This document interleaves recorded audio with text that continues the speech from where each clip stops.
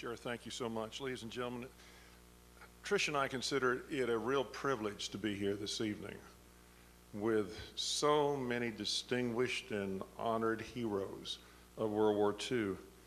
Sure, it's interesting, you were talking about your own journey. I think my brother Gene, who's sitting over here, and myself, when Meredith first mentioned that this event was going to be held this evening, we've been on a journey ourselves.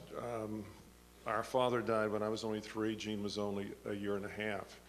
And it was just, and I'm not talking about my father, I'm talking about all the veterans here, but by going to Normandy on D-Day on June 6, 2007, and being there on Omaha, the next day we were going to go to a different beach, and we found ourselves on Utah Beach, and I just happened to ask one of the retired Army officers with us if he could do some work and find out more about our dad. And sure enough, we walk out and we see this 1950-ish museum, and we walk in and there's an exhibit that's 20 feet wide.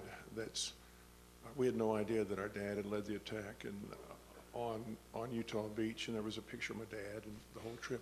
So when I had an opportunity, I've always known about the 442nd.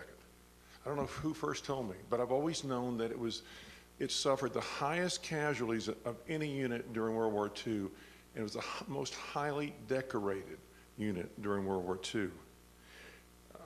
Senator Inouye, a real patriot, mentioned just a moment ago, he mentioned Joe, his fellow Congressional Medal of Honor winner. And I had a chance and opportunity to meet Joe just a little while ago. And and it's representative of everybody here, all 40 of you and all of those that couldn't be here. Joe's niece was telling me, because I was asking her, how did your uncle win the Medal of Honor? I mean, for someone, General, that ended up in the military as a first lieutenant, you're a major general. I'm always impressed by this. And she said, well, there he was. They were rescuing the 141st. The Germans were firing down on him. His best friend got killed in his arms, and Joe got so mad, he charged up the hill towards the Germans, firing at them, and the rest of the regiment said, where's Joe going? Joe's going up the hill. So they all got up, they all started charging after him. Joe captured 11 Germans himself. And I think that's undoubtedly, I hope I have a chance this evening to walk around and have a chance to visit with each one of these great honored veterans, but that's their story too. It's my pleasure this evening to be able to present an award to a family of the late Governor John Conley. And I was greatly honored to be asked to give this award.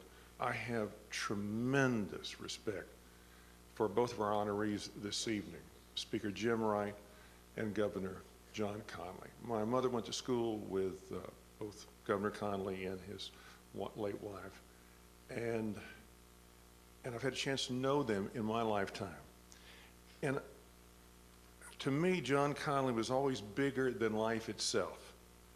Literally a heart as big as the state of Texas, a man who could almost instantly hear the most complex situation and synthesize it into the right conclusion.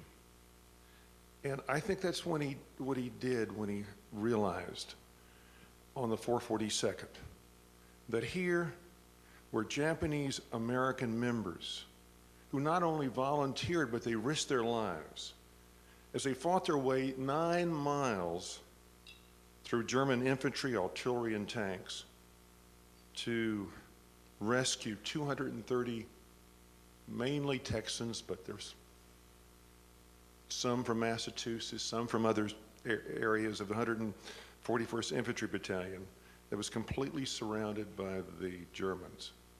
So long after the battle was over, Germany defeated, the lost battalion, which was rescued. The veterans of these 3 groups, the 405th, the 141st, the 442nd, have come together to bring the nation's attention to the injustice, the wrongness of the internment camps. And just as a reminder that a scant 65 years ago, not all Americans were afforded equal protection under our laws. In the later words of President Ronald Reagan that are chiseled on the monument in Washington, the National Japanese Memorial to Patriotism, are the words, "Here we admit a wrong. Here we affirm our commitment as a nation to equal justice under law." But we weren't the first this evening to recognize all the things that the 442nd and the 141st and the 405th have done. Former Governor John Connally recognized that clearly. Himself a Navy veteran, the recipient of the Bronze Star for bravery, he took the initiative here in Texas and he made all the members of the 442nd honorary Texans. Now, for somebody born and raised, like I'm sure a lot of you all are, myself, an honorary Texan's a big deal. You know, there's the old saying that never ask a man if he's from Texas. If he is, he'll tell you. And if he's not, there's no reason to embarrass him. Accepting the award this evening, no, in all fairness, those of you who weren't born here clearly got here as fast as you could. God bless you.